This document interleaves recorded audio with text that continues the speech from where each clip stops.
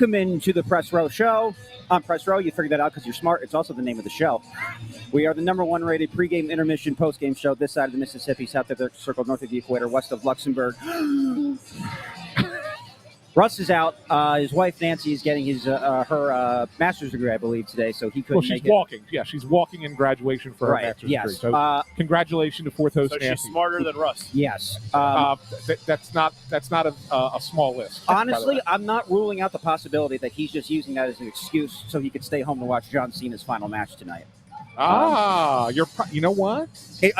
I don't think that's what it is, but I'm not ruling it out. I would say that's probably a convenient excuse. Yeah. That it is a legitimate excuse. Congratulations, Nancy. But it's convenient that it just so happened to be the last wrestling match for John Cena for Mr. Wrestling fan Russ Joy. Alas, intern Andrew filling in for him. And Carolina Hurricanes in town tonight. We'll get to the game against the Flyers versus Hurricanes in just a second, but we have to address the elephant in the room and blockbuster trade that took place yesterday. Tristan Jarry is going to the Oilers. Yeah, that's the one we want to talk about. That's definitely what we get. And then there was a smaller trade that got made between the Vancouver Canucks and the Minnesota Wild. The Wild send over Marco Rossi, Liam Ogren, 2026 first-round pick, and Zeke Boyum. And the Canucks sent to Minnesota a one, Quinn Hughes. Massive, massive trade. We've been talking about it for at least the last couple of weeks or so. The possibility of maybe the Flyers bringing Quinn Hughes here, that's over.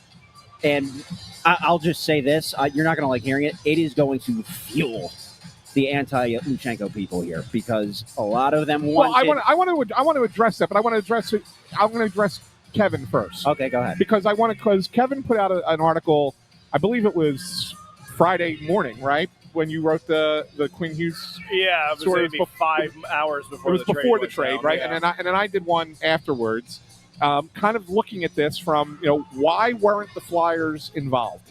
What would have been required for the Flyers to get involved? And I know everybody was kind of freaking out that the Flyers should have been pushing for Quinn Hughes, and I wanted to kind of get your thoughts on it, Kevin, because I'm okay with the fact that they didn't give up what they would have had to give up, although I have been able to come up with something that I think would have worked, but they were not in the mix. But we'll get to that later. I just want to kind of talk about it holistically with you first. Well,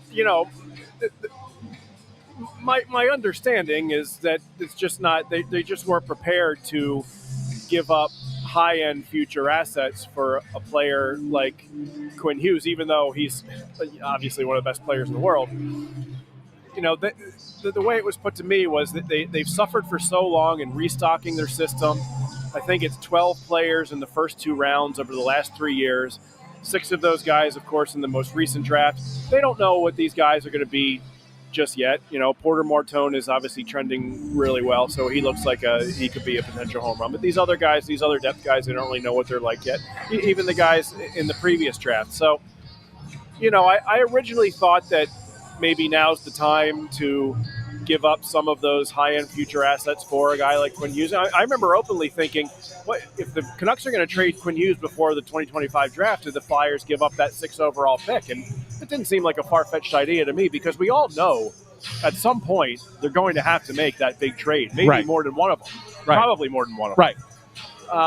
But, after talking to a few people, I can see why they're still going to be patient and wait this out. And when you look at the package that the Canucks got for Quinn Hughes, the Flyers didn't have that sort of package I think they were willing to give up just because they're not quite in the same position as the Minnesota Wild are. Correct. And that's the thing. And the Wild are – so let's say the Flyers are here and, Stanley Cup contenders are here.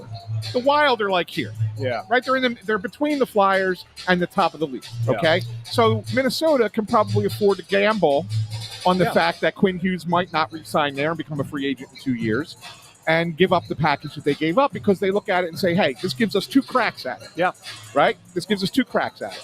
Whereas if you're the Flyers, Quinn Hughes automatically makes you a better team. There's no doubt about it. Of course. Right. You're probably a lock to be in the playoffs at that point, too. But does it make the Flyers a Stanley Cup contender? No.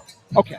So if Quinn Hughes doesn't want to come back here in 2 years, if he is hell-bent on playing with his brothers, or even if he's not, and he just wants to go to free agency where 30 teams have a shot at him,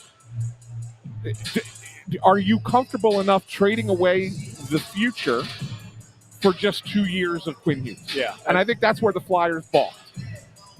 They want to, as we've heard Keith Jones and Danny Briere say over and over again, they want to be a perennial contender. If that means more patience now in order to extend what they hope will be a Stanley Cup window in the future, they're going to opt on the side of being patient. So, Quinn Hughes is 26 years old. Obviously, he's in his prime. Matvei Michkov's 21.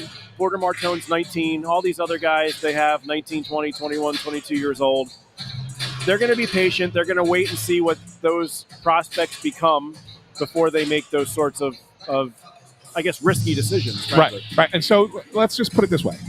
If Vancouver wants Porter Martone as the highlight of this deal, are you making that trade? I think I would. Me personally? Yeah. I think about it, but no, not knowing if you're going to be able to keep him. Let's make that the most important aspect of it. Yeah, to me, Michkov, Tyson Forster, and Forster's the one that I know is debatable, but and Porter Martone are the untouchables, and they should be. That's right. Just eventually you hope these guys are going to become centerpieces of a very good team. You look at Minnesota, it's kind of mirrors what the Flyers did. They were in cap hell, like the Flyers were. They have their superstar in Kirill Kaprizov, which the Flyers hope is Michkov or Martone, maybe one of those two guys.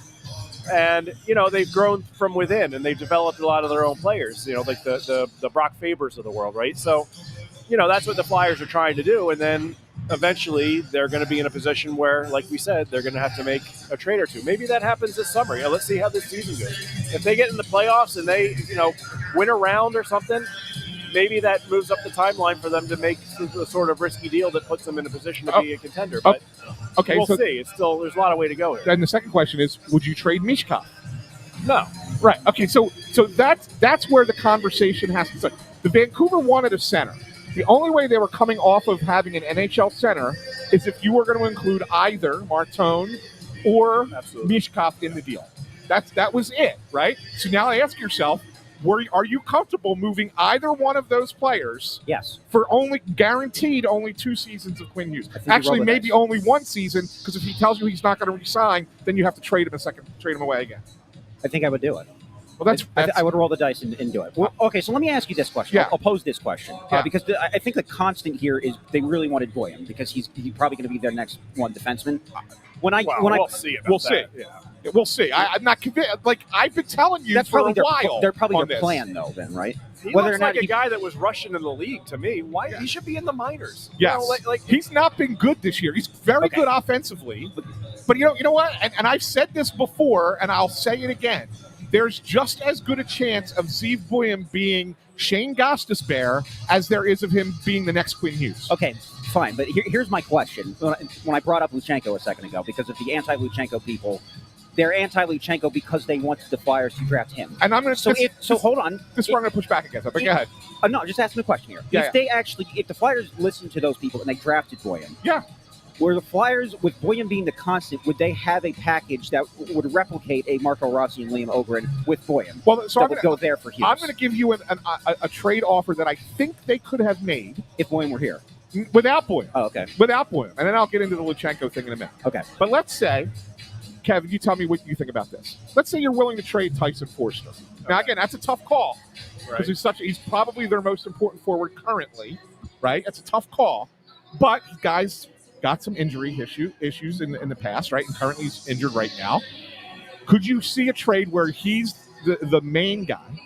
Let's say it's Forster, York, Luchenko. Now you're projecting the center. You're not giving them an NHL-ready center, but you're projecting the NHL-ready center. And Luchenko's a guy that Vancouver liked in his draft year. Okay. And the Flyers, they knew that, and that's why they took him where they did.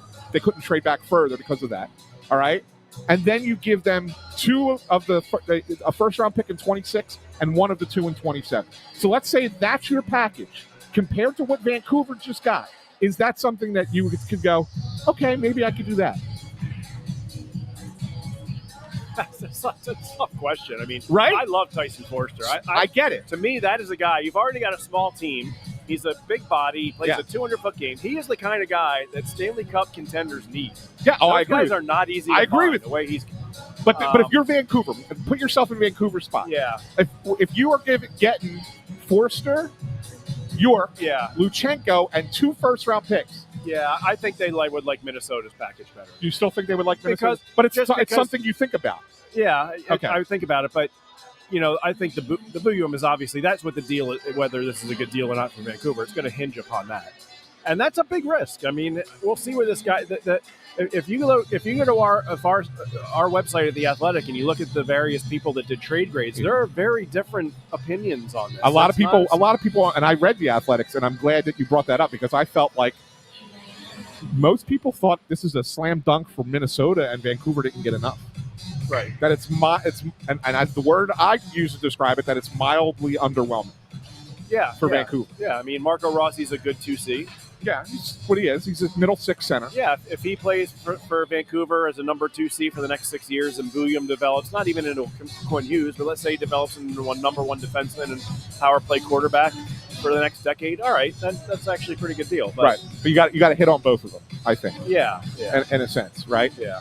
And the first round, keep in mind, that first round pick from Minnesota is going to be towards the bottom of the round. Probably. Right? It's not going to be higher. The Flyers could have offered the Toronto pick. Yeah. I know it's top 10 protected, but it's still going to probably be higher than what. Maybe. So anyway, so that's the one thing like I look at it and say, could they have gotten creative like that and made an effort? And then if you can't re-sign Hughes and you have to trade him off before the 27 trade deadline, you get what, 75-80% of what you gave up back, and it doesn't kill you as much. Kind of like what Carolina did with Rantanen last year, right? So that's kind of the thing. Listen, if Quinn Hughes was locked up for the next 8 years, it's a completely different conversation. Yeah. My pushback on the Luchenko thing. Okay. Here's the pushback, and tell me if you agree with me. We've heard from everybody who complains about that pick. Flyers should have taken Boyum. Flyers should have taken Boyum. Flyers should have taken Boyum. Okay, fine. How many of those people who made that complaint said the Flyers should have taken Boyum so they could trade him a year later, none, or a year and a half later? None.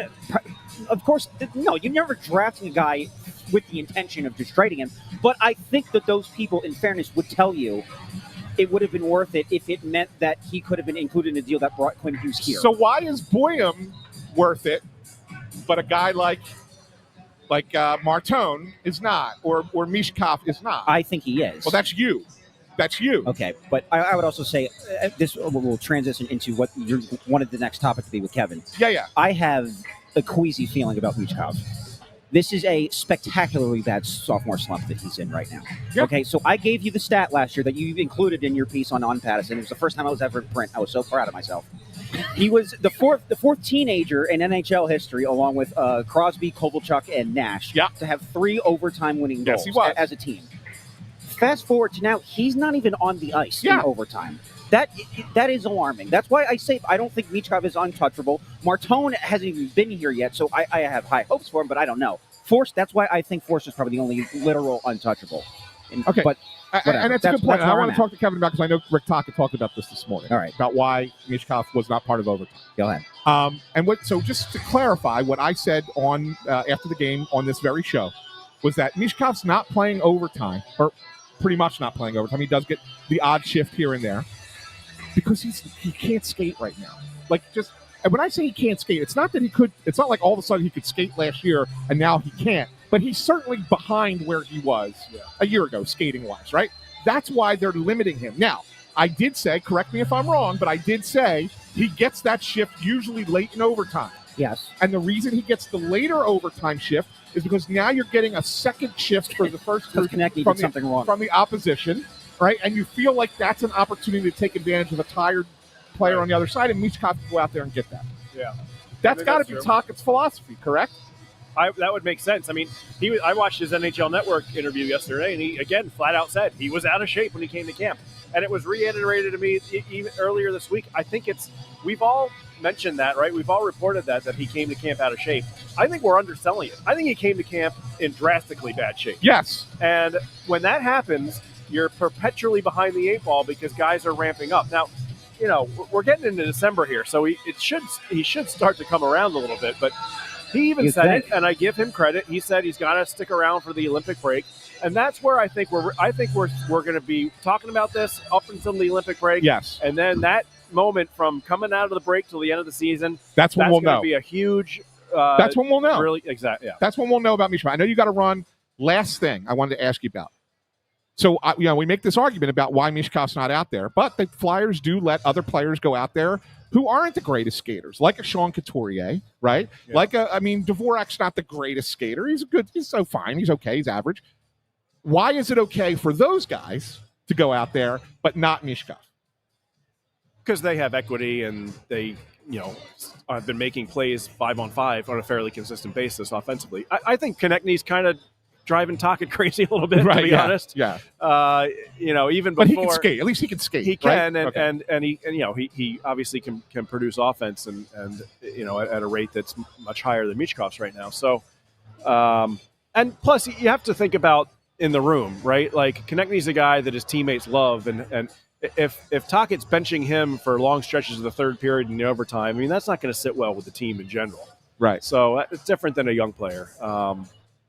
I don't know. Was that your question? Well, I mean, sort of. I mean, the reality of it is, yes. I mean, it's not just it is equity, but it's also responsibility. I mean, Konechny makes the mistake. It's a bad turnover. Cannot happen. He makes turnovers throughout the game that drive coaches crazy, but he does enough good enough that you kind of sometimes look past it.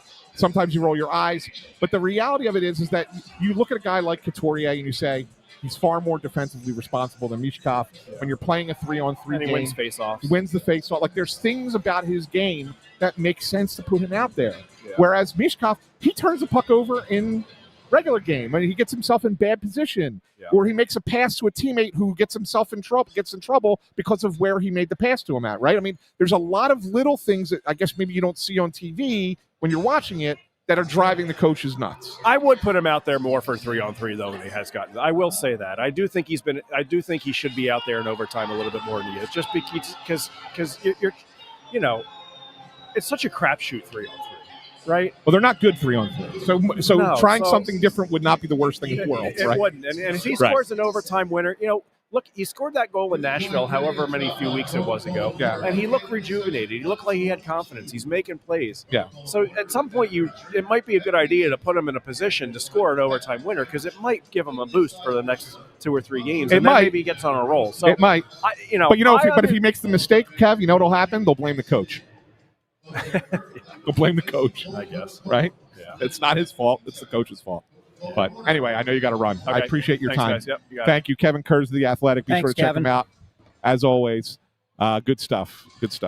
I'm fired up tonight. I was nervous. I'm always nervous when Russ isn't here and I'm the one that has to drive this ship because I'm always worried I'm going to run out of things to say in pregame. This is we got stuff popping tonight. Well, Andrew, I mean, the reality of it is I knew coming into tonight, whether Russ was here or not, that it was going to be easy to talk about this after what happened yesterday. Yeah, I mean, that was I mean, Jari going to Edmonton?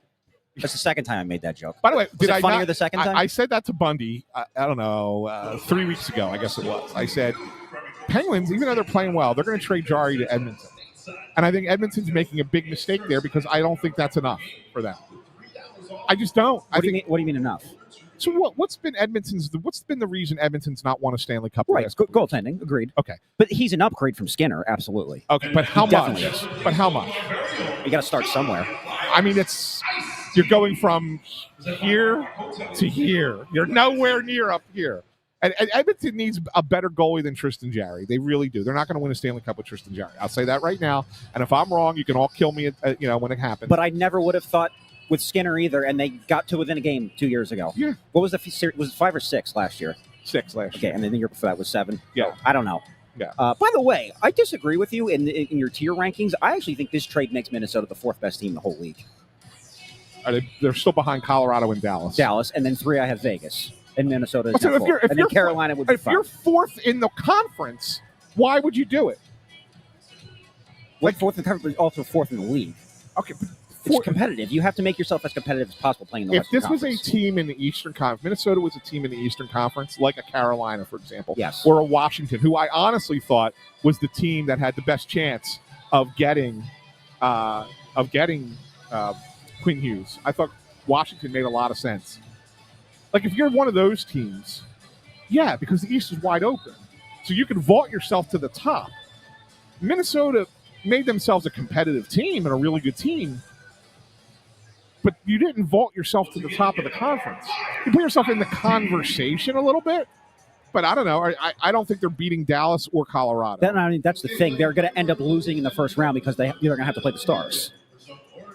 But, I mean, you may have set yourself up for the future. What if Quinn Hughes really likes it there and stays and extends there? Yeah, look, if he signs in Minnesota, then it's a great trade for him. And I don't think it's a bad trade now for Minnesota. I think it's a good trade for Minnesota. I don't necessarily know if I would have gone all in this year when you see what Colorado's doing and you see how good Dallas is as well. Yeah. I didn't think this was the year to do it, but I understand. At least I understand why Minnesota's trying, because they look at it and say, maybe we can convince this guy to sign with us and stay here. And then that all of a sudden, now you have Kiprusoff and Quinn Hughes locked up long term, and it's like, all right, we're going to be in the conversation for the rest of the decade. Kaprizov, I'm sorry. I said Kaprizov. No, he was a Finnish goaltender. Yes, he for was for the Flames. Yeah, yes, absolutely. No, not him. Kaprizov.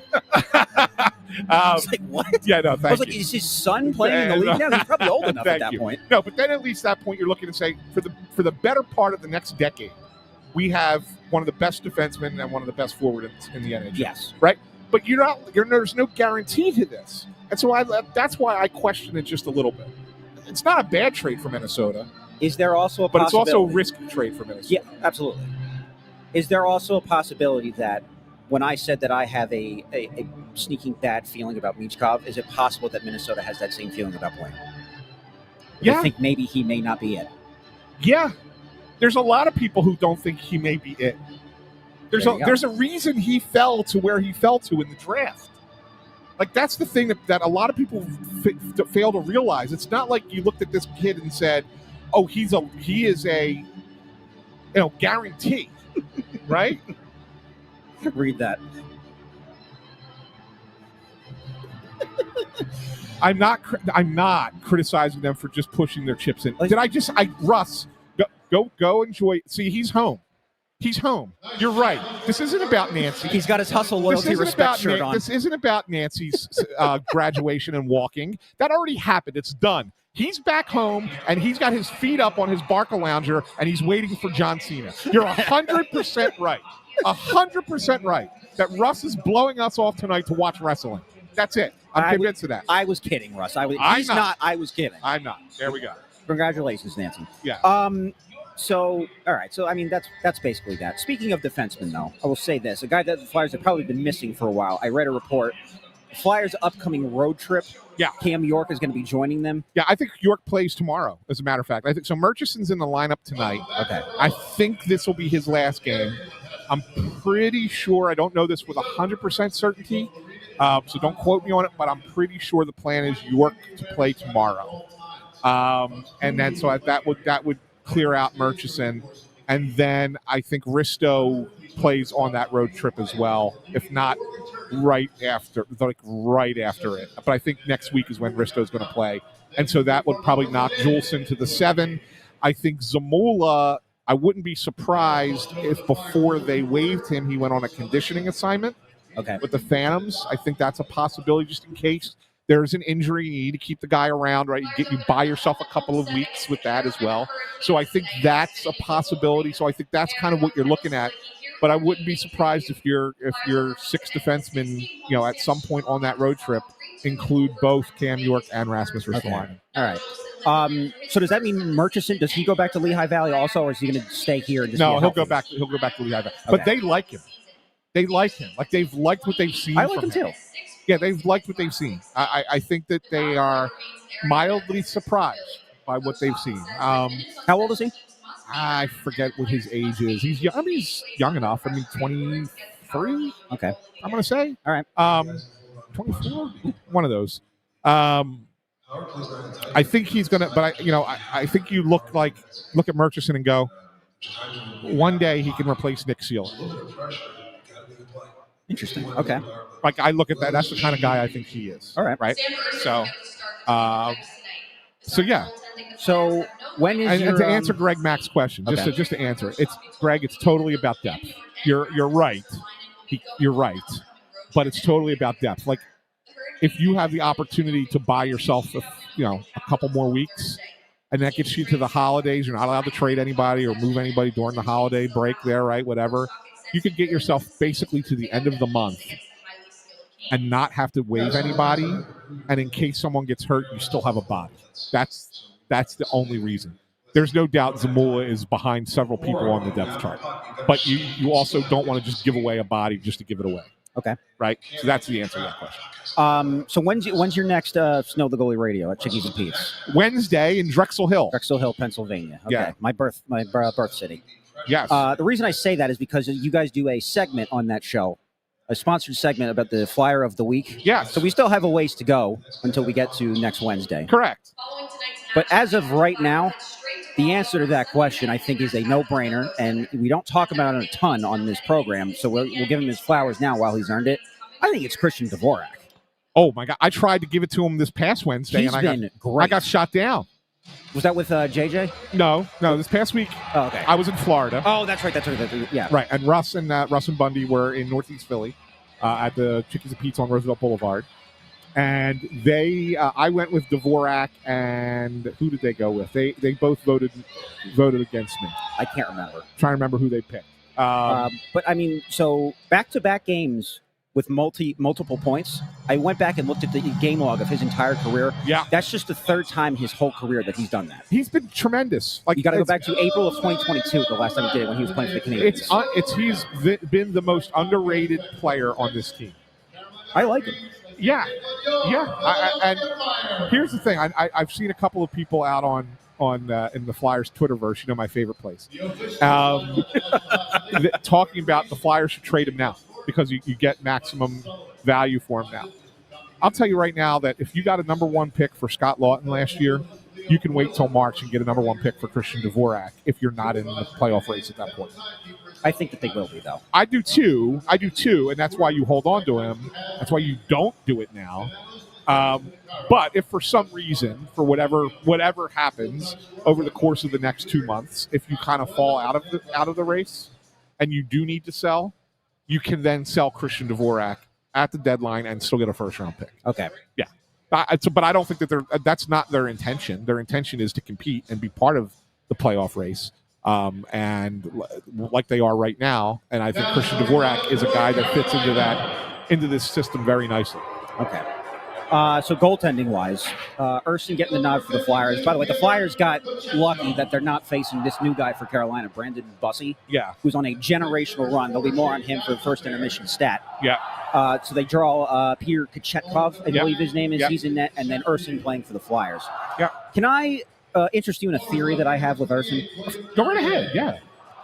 My theory on him is the exact inverse of what my theory was with Steve Mason. Mason, I think, thrived when he knew far and away, without a shadow of a doubt, that he was the number one.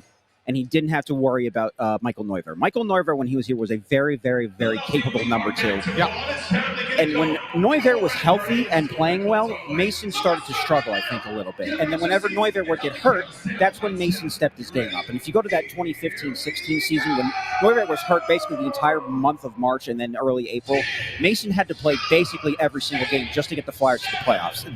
They were not going to play Rob Zepp or anybody else during that run. And Mason was great, got them there. And then I think it was just a little bit gassed when they got to the Washington playoff series. Yeah. I think it's the exact opposite with Urson. I think he's better knowing that he's just the number two. I think he was really, really good when Carter Hart was here, and he just stepped in and played his role as the goalie. And then after Carter Hart left and into last season, you saw his play start to decline a little bit because he's just not built to be a number one goalie. And then even at the beginning of this season, when there was still a question mark about who was the Flyers' number one, he struggled at the beginning of the season. Now that Vladar is not as clear and obvious a number one as Carter Hart was when he was here. Right. Vladar he is the number one. If the playoffs started tomorrow, he would be in net. And Urson, I think now, knowing that he's comfortable in his role, has played a lot better. I think he's just content with being like, you know what, I'm going to play once every 3 games or whatever. I'll give you 20 saves and 2 goals against, and I'm going to give you a chance to win. And now that Vladar's number one, he's playing better. Could well be. It's a great. Is he not? It's a great theory. Am I wrong? Chat, am I wrong? That's a great theory by you. Because with goaltenders, it's all you just got to figure out what their psychology is. Being a goalie in the NHL is all mental, really. They're all head cases. Yeah. So that's where I'm at with him, I think. Yeah. Oh no, there's no question, and he is better when he plays less. That's just an automatic. I mean, he was not good when you asked him to carry the load. If you go back to when he was playing with Carter Hart, he was playing, and he wasn't playing like every third or fourth game, but he was playing less than Carter Hart, but it was a nice tandem because that was the role he was very comfortable in. Right. And then that whole thing happened in January 2 years ago, and Urson we knew was going to have to step up. I think we were like, oh, we're fine. Urson's great. Look at his numbers, and then he had to play more, and then the law of averages kind of averaged itself out. Right. Now I think he's just in a more comfortable situation. He's playing more than he would have had to with Carter Hart because, like I said, Vladar is not the number one that Hart was. But now that Vladar is number one, I think goaltending-wise, the Flyers are in a pretty good spot, especially defensively. Once they get York and Ristolainen back, I think they'll be good to go. Yeah, for sure. We have about 4 minutes left. Did you have another topic you wanted to hit, or do we want to go into picks? I guess. Well, here comes Bundy anyway, so we can get Bundy here. Yeah. Let's grab Bundy. Here he comes. I'll pull up because Russ tweeted out our predictions. I'll have that ready. Too. Yeah, have that ready, and then we'll get Bundy's keys. How you doing, pal? Good to see you. Good to see you guys too. Yeah. What's up, Bundy? Not much, Andrew. His son booked his ticket to the Final Four today. Did you see that? What a wild game that you got. Crazy, yeah. I mean, Villanova was a 13.5-point underdog going into that game. They were down 14-0 before you could blink. Yeah. And they ended up just fighting their way back, and they came back and won that game. It was an unbelievable win. That was a great game. Yeah, it was a great game. Great game. So what do you got for us, Bunny, with the 3 keys? 3 keys to the game tonight. Number 1, puck management. The Flyers must manage the puck really well in all areas of the ice tonight. Carolina possesses the puck as well as any team in the league and will try to make plays on most entries into the offensive zone. Number 2, limit turnovers. The way that Carolina preys on turnovers, the Flyers cannot get into a game of turning the puck over, especially in the neutral zone, as Carolina is perhaps the best transition team in the NHL. When attacking with speed or playing dump and chase, the Flyers must not give Carolina counter chances through bad turnovers. And the last one tonight is the Flyers power play.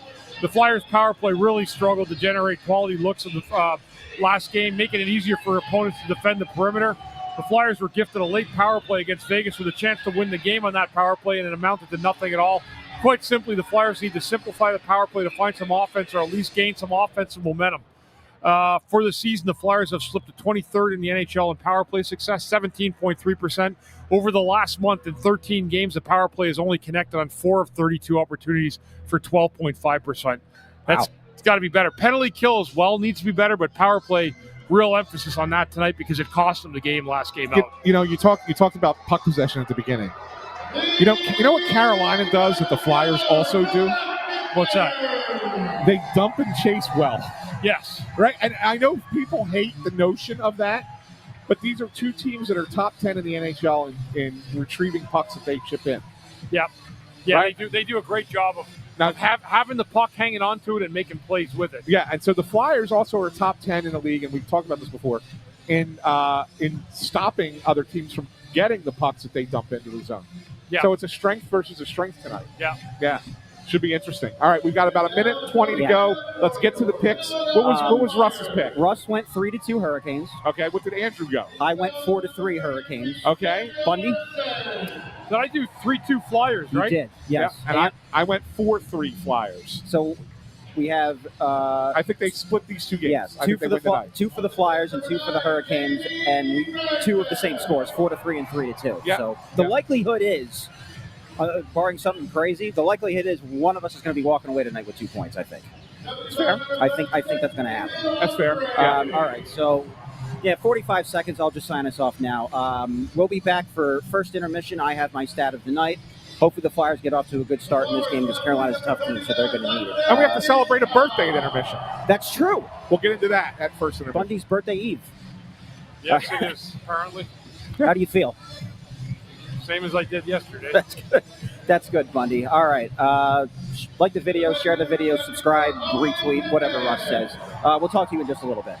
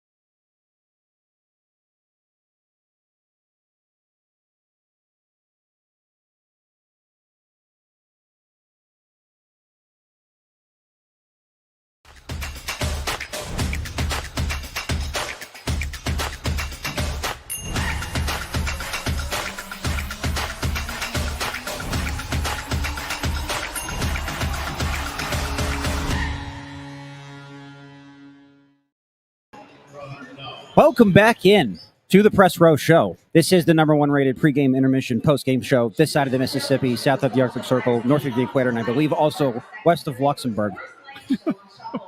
Looked like the Hurricanes got off to a pretty good start in that period. The first 5 minutes, it seemed like they had the majority of the chances, and then after that Bobby Brink goal, it was all Flyers. Bobby Brink scores, Trevor Zegras scores, connecting with a beautiful assist, much needed after he was the scapegoat in overtime against Vegas the other night. So where do you guys want to start? Well, first of all, I think that the period had a lot of pace to it. Carolina came out hard, and the Flyers matched it, Bundy, and I think that was the most important thing, more so than scoring the goals. Obviously, you want to score goals, but the Flyers were able to match the pace that Carolina was playing at in the first part of the period, and that kind of helped them create the opportunities that they had to eventually lead to those goals.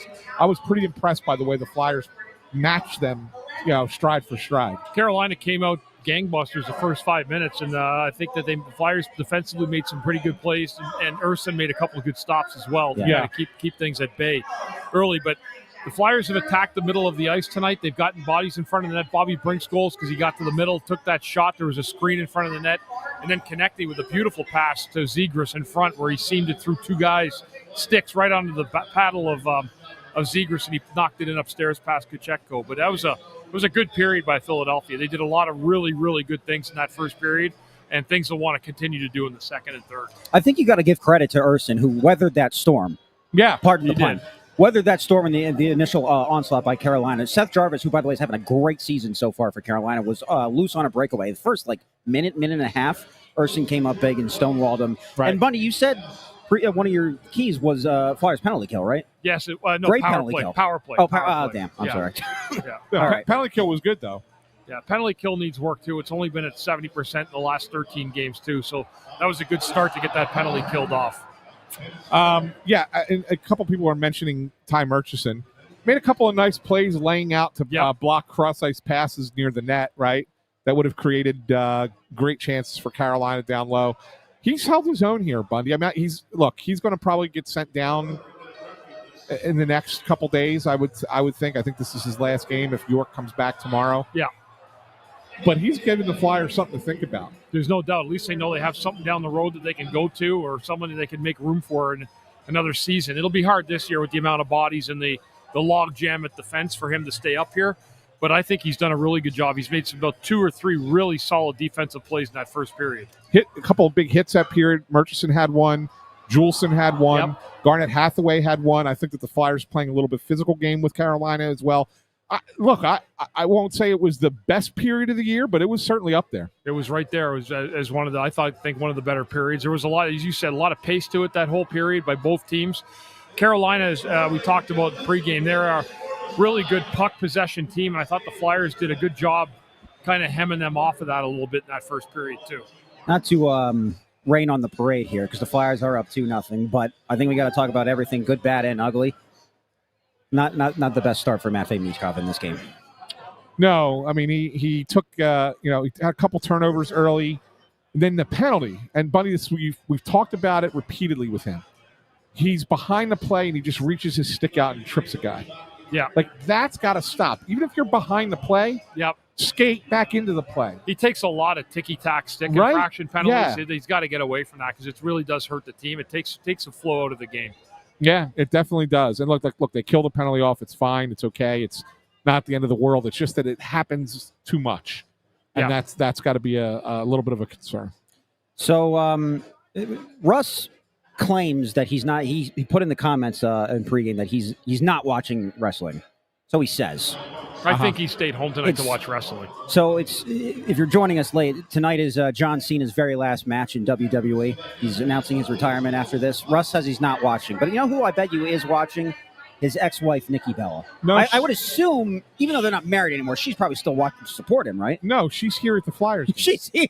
Nikki Bella's sitting on the glass. Nikki Bella's at the Flyers game, which is the most random sentence I think I've ever said on this show. Yes, it's pretty wild.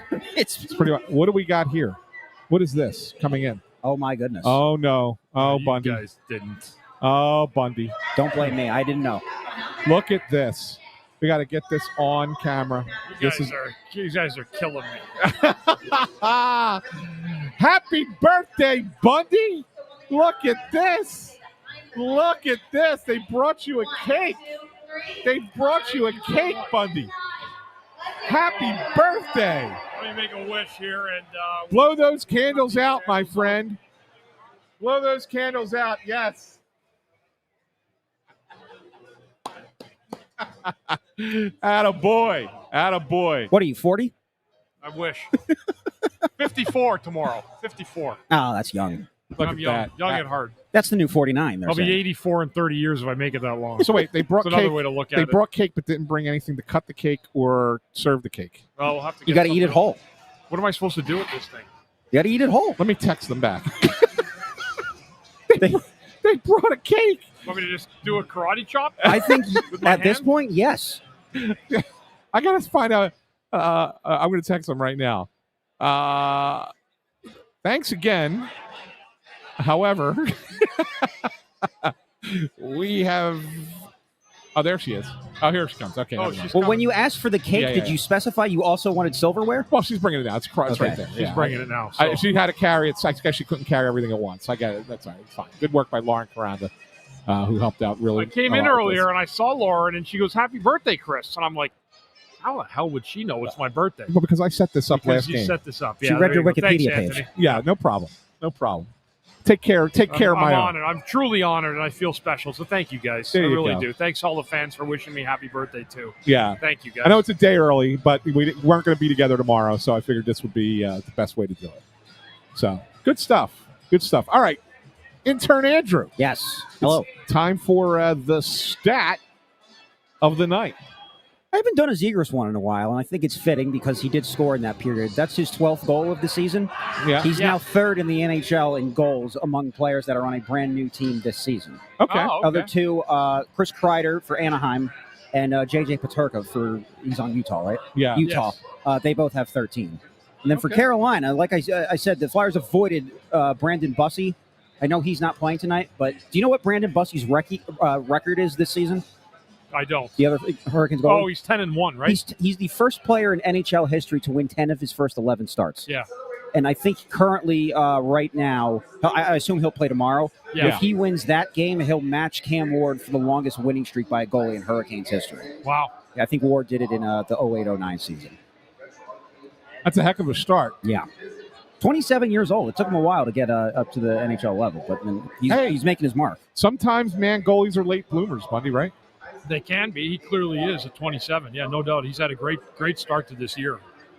That's for sure. Flyers will see him tomorrow night, almost certainly.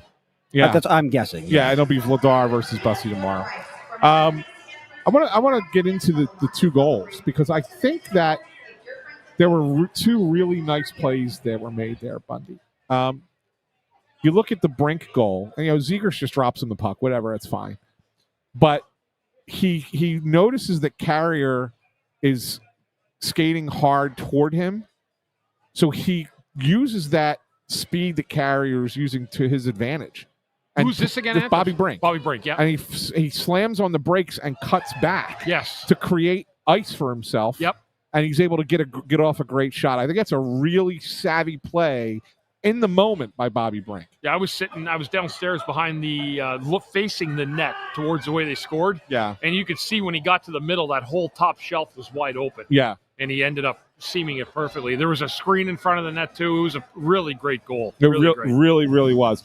And then on the Zegers goal, Andrew mentioned it briefly, but Konechny makes a really nice pass. The thing that I find most impressive about this, and maybe you can talk about it, because it's kind of like an unspoken communication between Konechny and Zegers.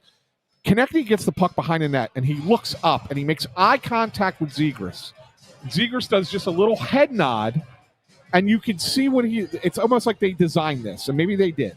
Zegers goes to split the two Carolina players. Yep. And as he's getting through, Konechny's making the pass into that spot for Zegers to put it home. Yep. It was timed perfectly. Yeah, and it's just like, it's almost like a little yep, we're going to do what we practice all week.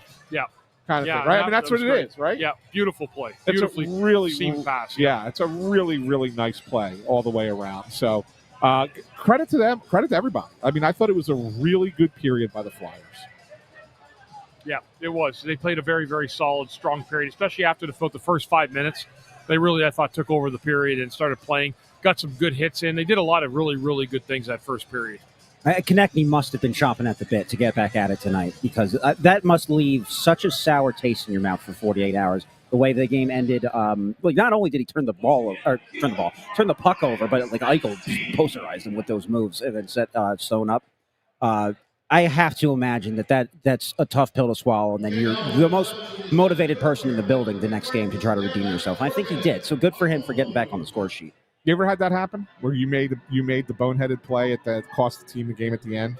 Sure. And then bounce back the next game? Yeah. So what's your mindset like going into that next game? Well, you feel ticked off that something bad happened, but so you want to make up for it next game by playing a solid game or making a good play for your team. And you can't let things linger too much, though. Like when you make a mistake, it's always have a short memory, especially in professional sports, because you can't hang on to that. But at the same time, when you make a mistake, you want to try to rectify that as soon as possible.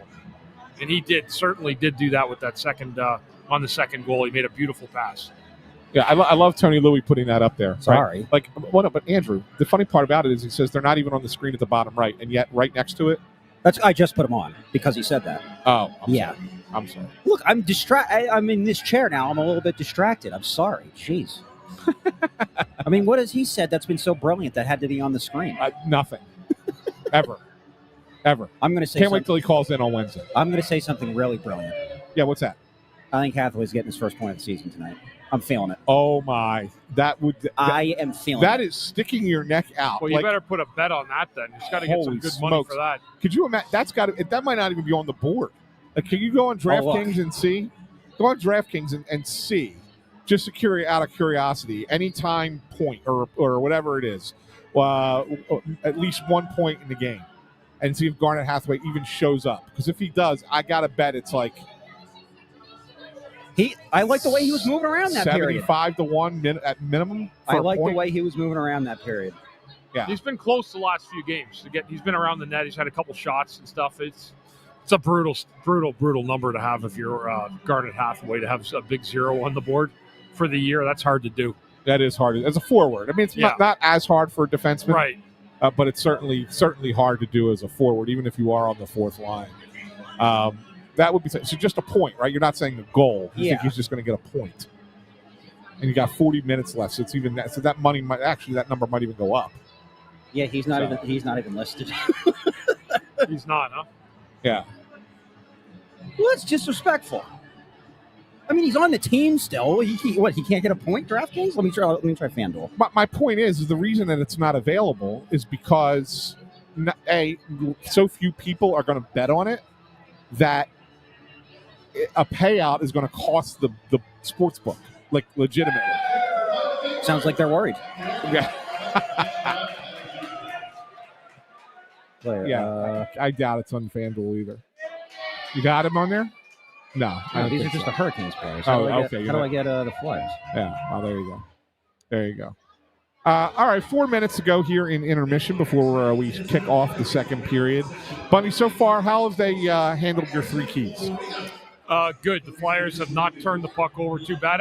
Again, I didn't like the first 5 minutes. We'll let that go because nothing happened. But after that, they've really kept Carolina to the perimeter. They have not turned pucks over at all, like into the middle of the ice where they've given a ton of transition to Carolina. They've held on the pucks of Flyers, and they've made plays with them in the offensive zone. That's why they have a 2-0 lead. Yeah. I mean, they haven't had a chance on the power play yet, so we haven't seen that. That's the one thing that is still kind of like an outstanding one. But, yeah, I think it was since the penalty kill. From that point forward, I thought that they were really, really locked in. Yeah, I agree. I thought that they didn't do a whole lot wrong that period. They got a good coaching plan, a good plan to execute tonight, and they've stuck with it so far. So, second period, this will be a tough period. They got to make sure they stay on their heels here because Carolina, they can come back on you. They came back on the Capitals the other night, so you got to make sure you keep your foot pressed down on the gas on this team against this team. I just bet it. He's plus 1,400 to score a goal. I just put $10 on it. Plus 4,200? Yeah. 1,400. No, 14. You said right? Yeah. 1,400 plus 1,400 to score a goal. Wow. So you would win. I win $140. $140. Yeah. All right. That you just wasted $10. No, I didn't. Like if it was a point, if it was like to score a point, I would have been okay. But, all right, whatever, fine. But to score a goal, I'm feeling. You might as well just sometimes- give me the $10. Like I'll Sometimes take you it. just have a feeling. Dude, if he scores a goal, where you could throw Bundy's cake in my face. How do you like that? I think I could reach Gritty up here with this thing. He's right below us. He's right below us. If I He's right actually below took this cake and threw it at Gritty, it would be perfect. Maybe. Oh, man, that's All right. funny. Well, Hey, Bundy, by the way, and you weren't here pregame, I just wanted to bring this one up. Yep. How about, because we talked about this, and I threw this at you a few weeks ago. How about the Penguins trading Tristan Jarry to Edmonton? Yeah, crazy, isn't it? Right? Yeah. I think that's kind of like a change of scenery for both goaltenders to see if it works. Yeah. I mean, to me, Edmonton got Stuart Skinner of the East. Exactly. That's what I said. That's what I said to Andrew. Like, I don't see the huge upgrade. Like, it's an upgrade, but it's like a incremental upgrade for Edmonton. I agree. I agree. Yeah, that's wild. I think the Oilers won that trade. I think he's a better goalie than Skinner is. Okay. Again, you said marginally, but yeah, marginally. I think he'll make an impact there. I really do. God bless. And I think Garner Hathaway's going to score. What, assuming. Yeah. You also picked Carolina to win tonight. You might just strike out tonight with all three of these things. That's true. I did, didn't I? Yes, you did. Yes, you did. Yes, you did. All right.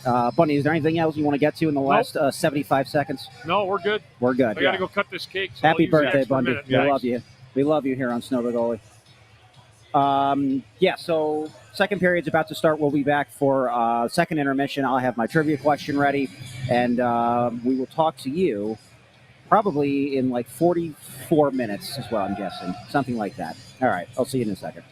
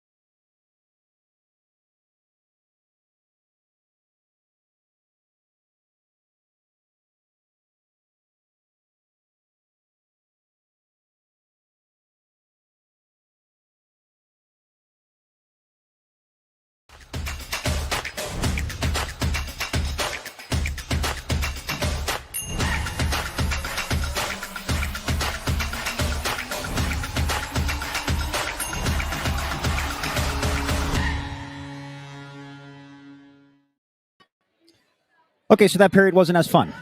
This is the Press Row Show, the number one rated pregame, intermission, postgame show this side of the Mississippi, south of the Arctic Circle, north of the equator, west of Luxembourg. And I would say basically the exact opposite of what happened in the first period, where Carolina came out hot the first 5 minutes and then Flyers pretty much dominated the next 15. The exact opposite.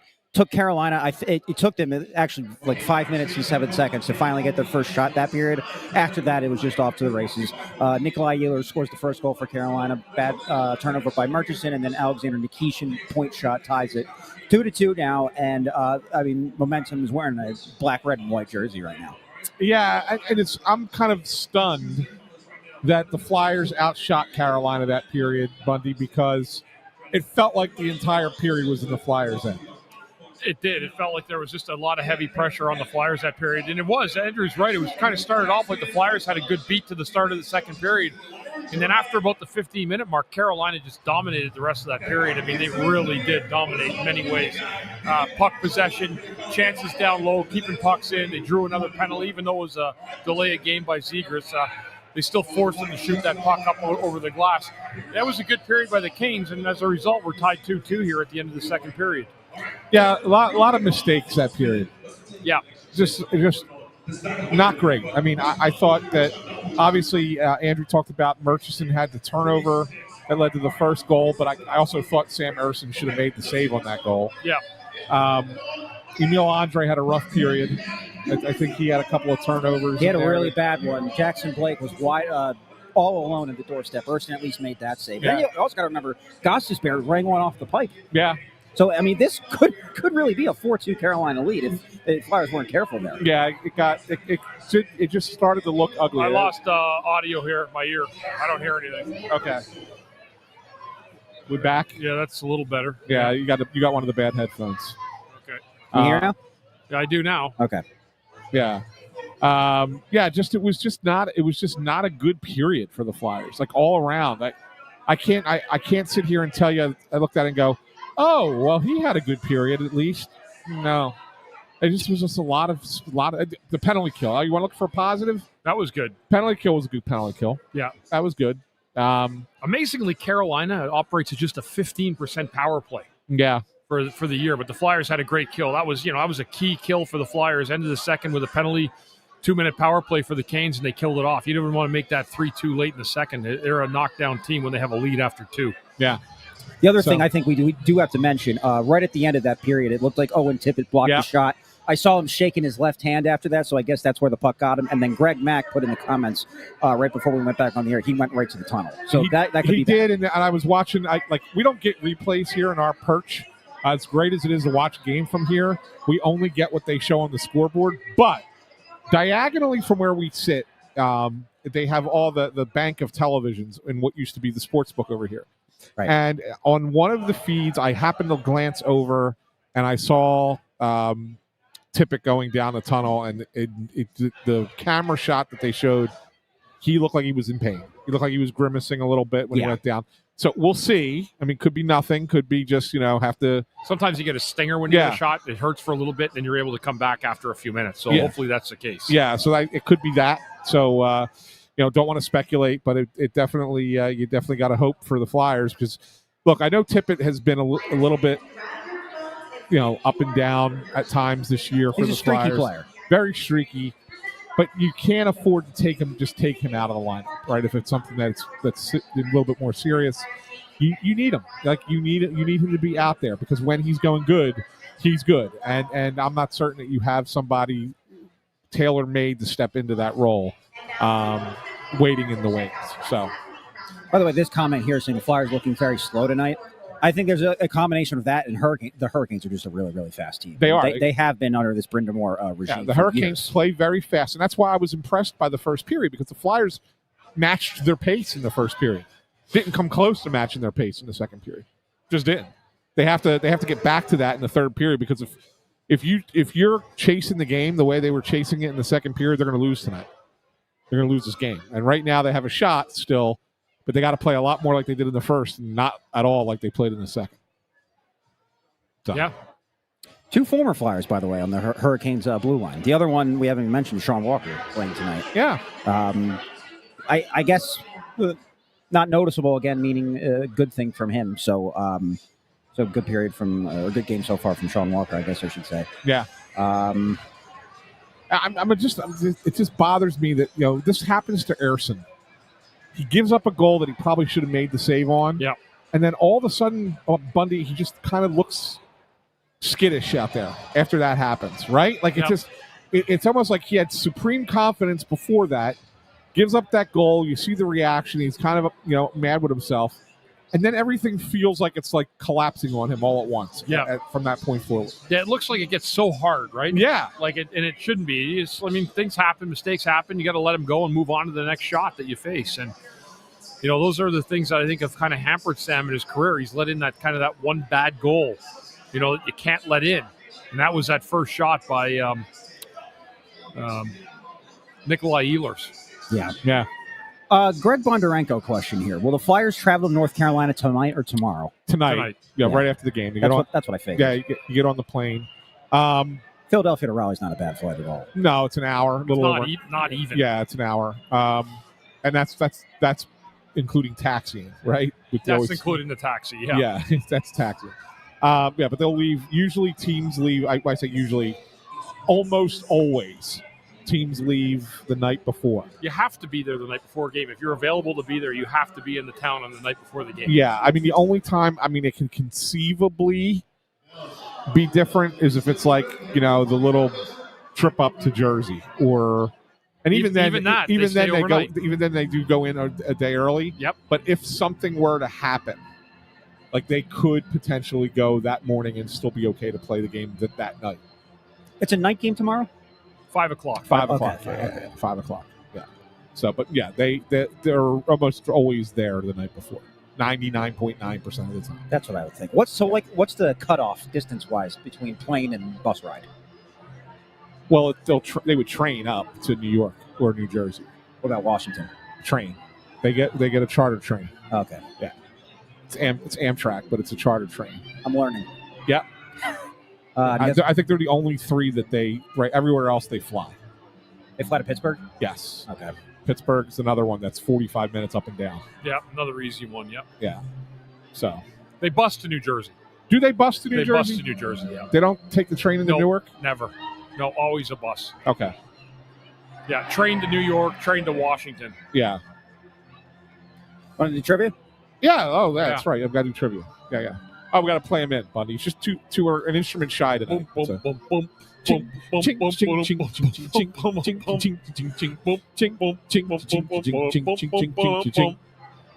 By the way, before I start, do you think that's the biggest crowd that Mike the Organist has ever gotten? I love it. Look, these kids are riveted. Look, they're just absolutely in awe of Mike the Organist. There's like 7 or 8 kids except the one kid who's watching the camera guy.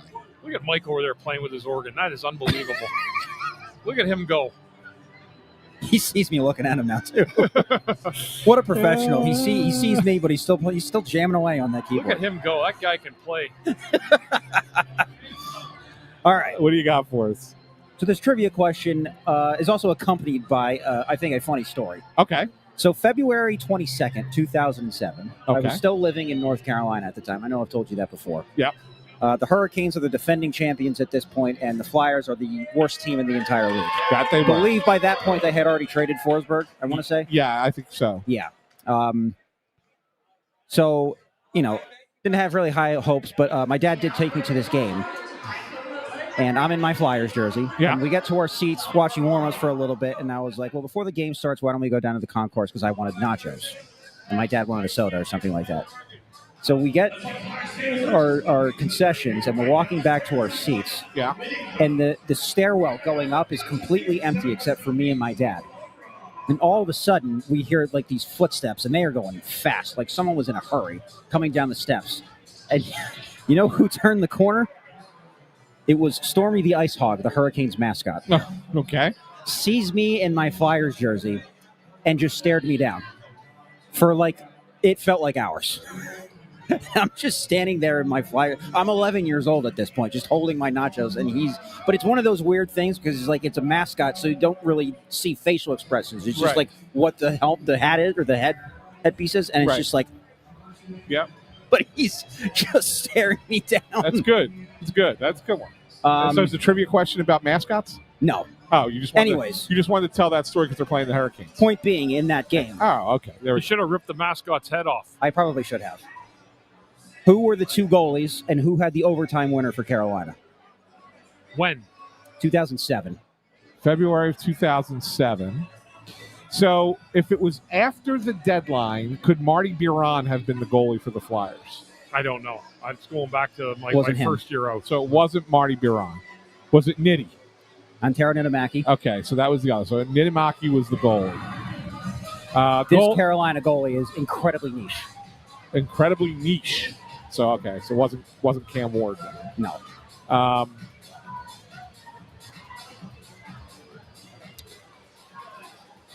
Wow. Who would have been a Carolina goalie in 07? I would have thought Ward. Yeah, but I guess it was the backup, whoever the backup was in 07. I don't know. This is a good one. This is tough trivia. Yeah. And a game-winning goal for... What was the question again, Andrew? So you need the Hurricanes goalie, because Ant said Niittymaki already, the Hurricanes goalie, and who scored the overtime winner for the Hurricanes. So game went to overtime. The guy that scored for Carolina, definitely not niche. I believe his jersey is retired there now. It's not Brindamore? No. I was going to say 07, though. Ron Francis wasn't still playing, was he? I don't know. No, I don't think so. No. No, I don't know. Well, the goalie's almost impossible. Greg Brandorenko actually got it. I don't know if he cheated or not. No. The only guy I can think of that was there that then was one of the Stahl brothers. No. It was Eric Stahl that was there, right? It wasn't him. Okay, So but that's the only other guy I can remember on the team. Because they were both young that year. Cam Ward, Eric Stahl. The guy that's... Do you want me to just tell you the goalie, though? I don't think you're going to get it. All right. John Graham. Oh, with an E. Yes. Yeah, played for Tampa mostly in his career. The guy that scored... Let me see. Bundy, you must have played against this guy dozens of times in your career. He's another defenseman. And his number is retired Brett in Carolina. Hennigan. No. Glenn Wesley. That is correct. Oh. Overtime goal. Broke my heart. There you go. Yeah. Glenn Wesley, he never scored either. Right? At that point in his career? I mean, certainly not. He had 128 career goals. Yeah, that point in his career. How many did he have that year, 07? That was it. Just that one. That was it, huh? Yeah. Yeah, that's my point. That's a good one. That's a good trivia. Glenn Wesley. I just wanted to tell that story, though. That's what I got him to stare down with the mascot. That's good.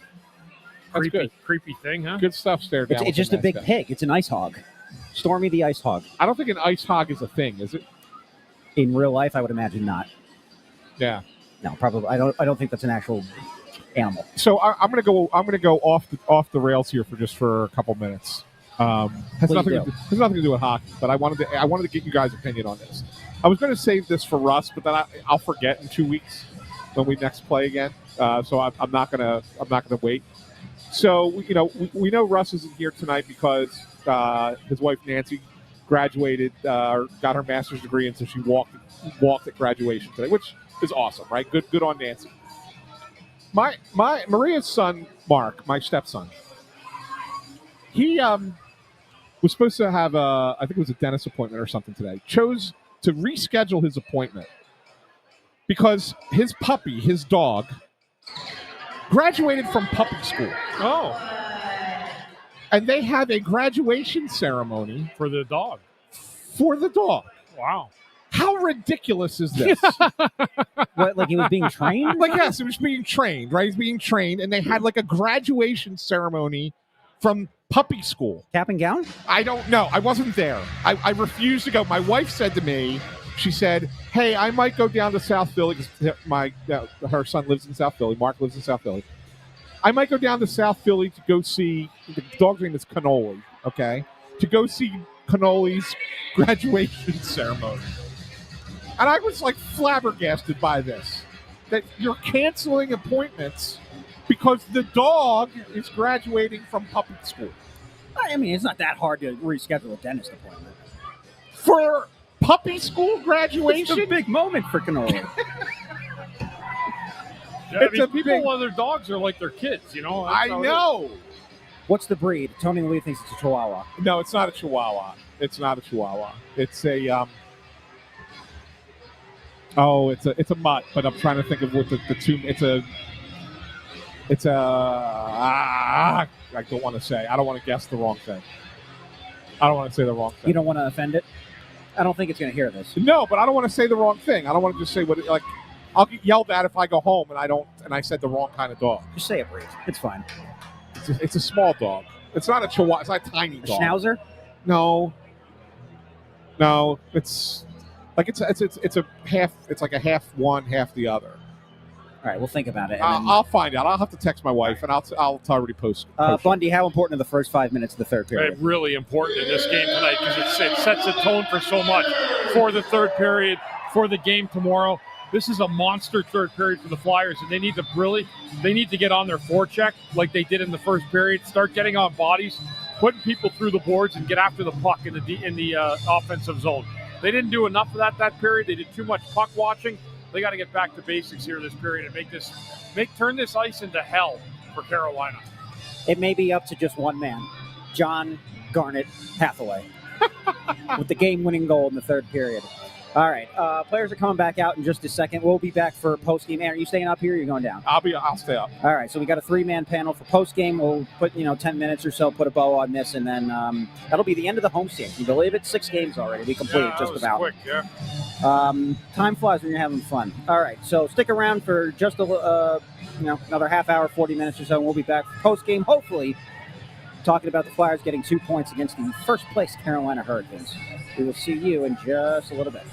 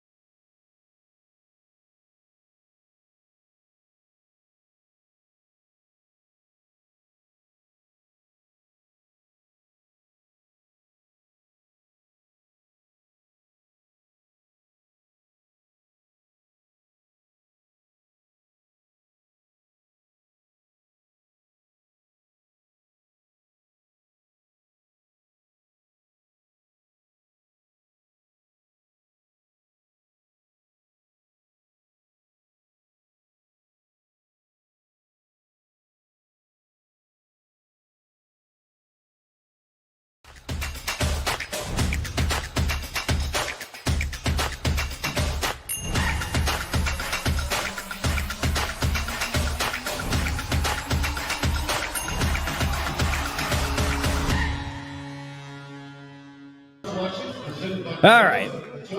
We're back live in the Press Row Show, number one rated pregame, intermission, postgame show, et cetera, et cetera. It's a sad one tonight. Flyers suffer their first shootout loss of the season. They fall to 5-1. Carolina now 3-1 in the shootout. You're scoring this as a fight. First round to the Flyers, second round to Carolina. Third round, probably a stalemate, and then the Hurricanes were just able to prevail in the shootout. Went 4 rounds. Both goalies were pretty good, and then it was just Jackson Blake that made a great move. A hard-fought 1 point for the Flyers. Would have loved to have 2, especially after having the lead 2-0 after the first 20 minutes. But, I mean, in my opinion, at least, that's the best team in the Eastern Conference that they played against. So to get a point to so they finished the homestand 2-2-2, I think, right? Yeah. So that's basically where the Flyers are at right now. Very, right in the middle. Yeah, you know what? I would be with you, Andrew, on this and say, you do the old Billy Barber, cherish the point. But not after you had a 2-0 lead in the first period. Yeah, I know. Right? I mean, that was as good a period as they've played in a long time. And then they just didn't have it after that. And they kind of had to hang on to get the point. Credit to Carl Grunstrom getting that goal in the third period to force the overtime. But that one has to sting a little bit more, Bundy, right? There are sometimes you get a point, you lose in a shootout, and you go, whatever, we lost in a shootout. Not the end of the world. And it's really not the end of the world. But you had the top team in your division on the ropes, and you let them up. Flyers had a really good first period after kind of just a rough start. They weren't down in the game at all. They took a 2-0 lead into it. When you have a 2-0 lead against Carolina, you got to come out in that second period and lock things down and play the same way. They did. Carolina dominated the second period. They had a much better third period than the Flyers. Even though the teams knotted 1 goal apiece, Carolina had that a 9-2 shot advantage in the third period. And the Flyers just weren't able to hang on tonight with the 2-0 lead. So that's a tough one. That's a tough loss tonight because you have a home and home. You got to go back to their barn tomorrow. Yeah. And then now you got to hope you get a win there tomorrow to try to even things out. So we mentioned earlier in the game, Konechny had that beautiful assist to Zegras. He really should have had a second assist today. 2-on-1 with Zegras. Bouncing, I know it was a bouncing puck. Zegras had an open net, and he just hit the side of the net. Yeah. Initially, I thought that, what's the goalie's name? Kochetkov? Yeah. Kochetkov. Something Russian. Initially, I thought that he's not Russian. What is he? I think he's a Czech. Oh, excuse me. Checkmate. I thought that he got a piece of it, and it turns out that Zegras just missed the net, hit the side of the net. Everybody with a different name doesn't have to be Russian, Andrew. I know. I'm sorry. I made this mistake on a baseball podcast that I thought a guy was Italian based on his last name. Yeah. And he's Puerto Rican. Who was it? Victor Caratini. Oh, the catcher? The catcher. Yeah. I thought he was Italian. Sounded Italian. Sounds Italian. I got it wrong. That's obviously a huge missed opportunity. And then you mentioned Grunstrom, the 2-on-1 with Hathaway, and Grunstrom selfishly decided to shoot instead of pass, and I would have been $140 richer. Yes. I saw that happening. I was like, oh no, man, there's a cake coming to my face. I was close. I was so close. I really thought I nailed that one. The other thing that we do have to mention, Seth Jarvis got stopped on the breakaway earlier in the game. Yeah. He wasn't going to get stopped on a breakaway twice. He has been incredible for Carolina this season. That was his 18th. The third period, that was his 18th goal of the year. That ties him for 6th in the entire league. Do you think this might be Andrew's favorite team, Carolina? I think there's a lot of love there for this franchise. I think he pays a little bit more attention having lived in North Carolina. There's no doubt about it. He's got an affection for Carolina. I'm just saying what happened. Yes, you did, but you seem to know a little bit more like right off the top. No, because about this team more than any other. That's because I looked. Yes, I know you do. You're Mr. Research.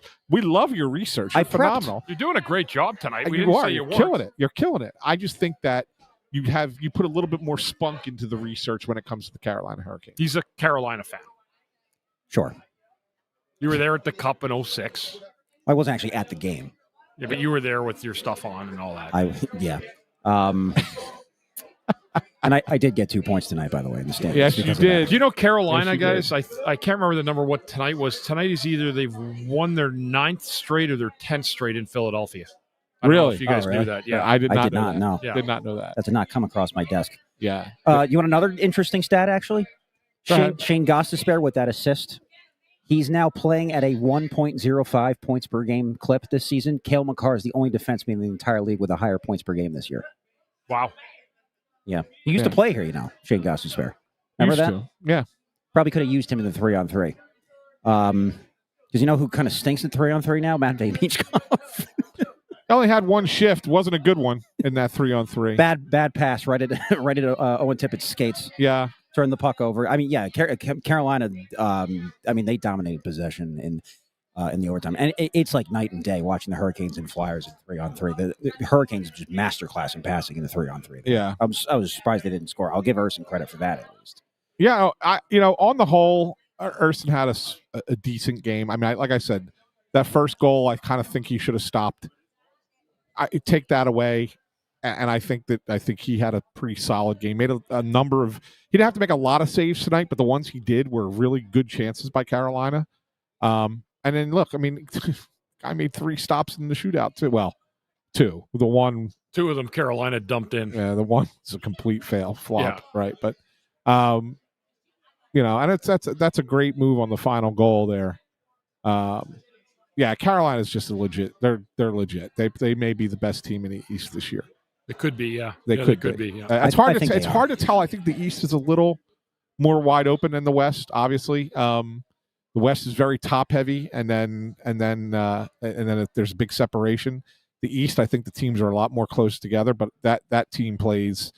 If that's the pace they're playing at in December, what are they going to be playing at in March? Yeah. Right. Yeah. Once as they get going. So that's a pretty good hockey team right there. I'll be curious to see what Florida looks like because Kachuk's coming back pretty soon, I think. Yeah, he's been skating. I think he's like 2 or 3 weeks away, apparently. Yeah. Oh, still? I thought it was closer. No, I think it's there. I remember they started skating a couple weeks ago. They said even though his skating wasn't that close. Yeah. Okay. So we'll see what that looks like. Yeah, and they're without Barkov the whole year, right?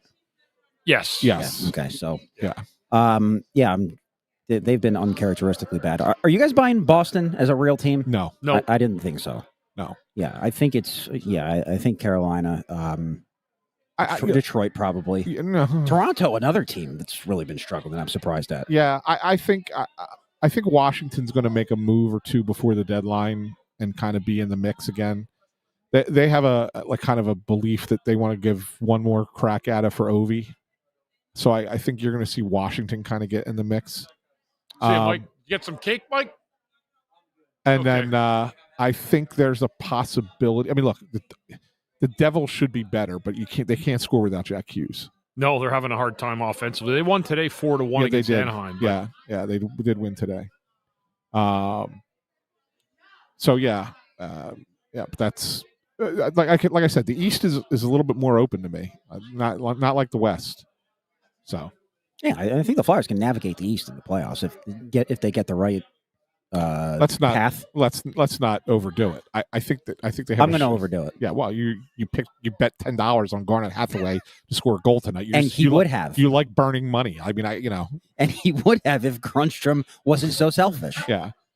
Who didn't have a great game tonight, Bundy? Who's that? A guy we don't usually criticize, but I think that he struggled tonight. It's Travis Sanheim. Did he have a rough game tonight? Yeah, he didn't. He wasn't. The puck was kind of bouncing on him a couple times tonight. Yeah, I mean he got caught flat-footed on the Jarvis goal. Yeah. Really just kind of like just standing there at the blue line, and I know they don't want him to constantly back in. Right, that's kind of the thing Tockett's been talking about. They sag a little bit too much sometimes. Yeah.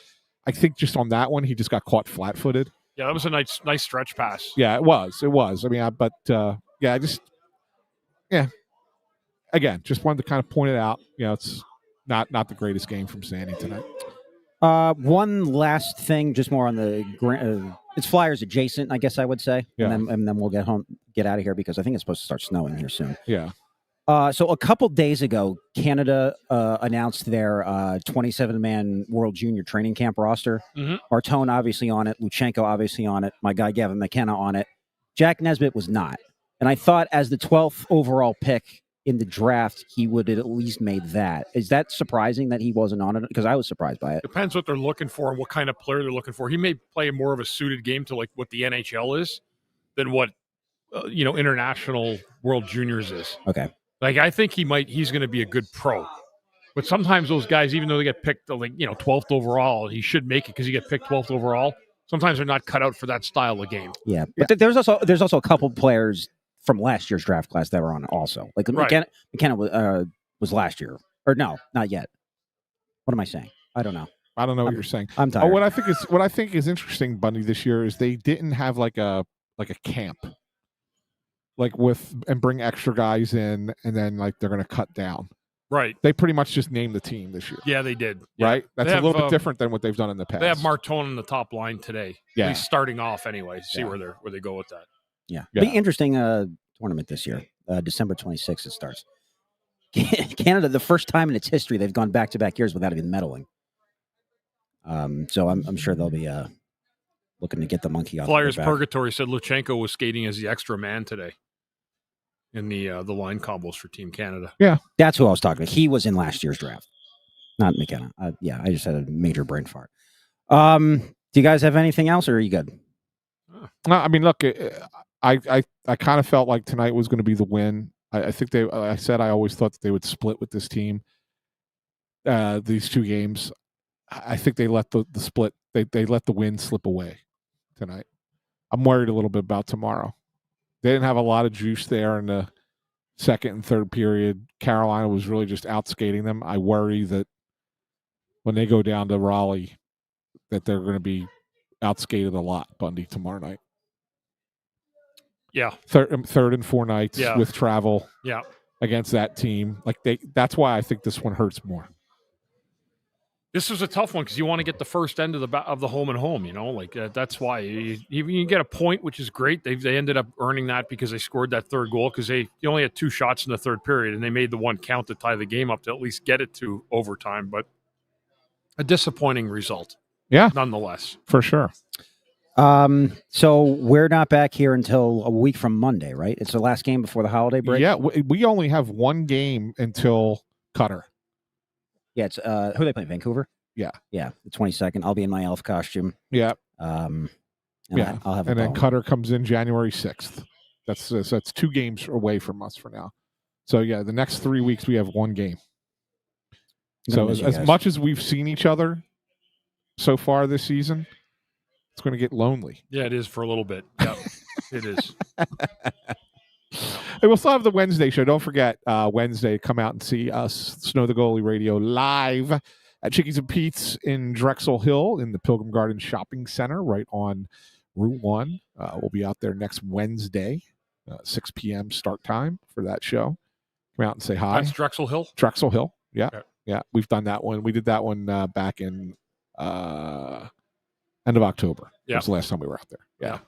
So, all right, that's all I got. I just want to say thank you to everybody for the birthday wishes on the comments tonight. I really appreciate it. Tomorrow's my birthday, and we did share some cake with everybody. But I just wanted to say thank you personally to each and every one of you that wished me a happy birthday. It means a lot. Thanks, guys. You're worth it. You know that? Yeah. So thank you to everybody for watching. Rate, review, subscribe, comment, share this show. Watch the Rush Joy Show wherever you get your podcasts. And happy birthday to Bundy. Congrats to Bundy Jr. for making it to the Final Four. Yeah. Hey, if they win that game. Yes. They play at home now. Yeah. Where's the national championship if they win that game? Apparently it's at Vanderbilt.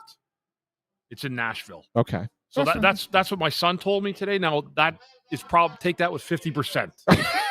So he sounded, you don't trust him on that one? No, I gotta let him get. He only goes game to game, man. You can't stretch it ahead 3 weeks because they play again Saturday. Then there's a 2-week break between the championship game. So okay, but they ended up somebody knocked off UCal Davis today, and that was Illinois State. So they're going to play Illinois State at Villanova in the semis of the national championship. And that's next Saturday. It's Saturday, yeah, at Villanova. That's awesome. Yeah, that's awesome. Well, best of luck to Chris Jr. there. Go Cats. And his Villanova Wildcats in the national semifinal. Yeah, that's awesome. Great. Yeah. And unfortunately, Navy won today. I was rooting for them. Navy did win that, huh? Yeah. Was your sister at the game? No. Okay. She got me an Army sweatshirt for my birthday that I was going to wear on the show if Army won, but they lost, so I had to take it off. Such a shame. All right, we're good. When are you going to wear the Penn State shirt? Just curious. Goodbye, everybody.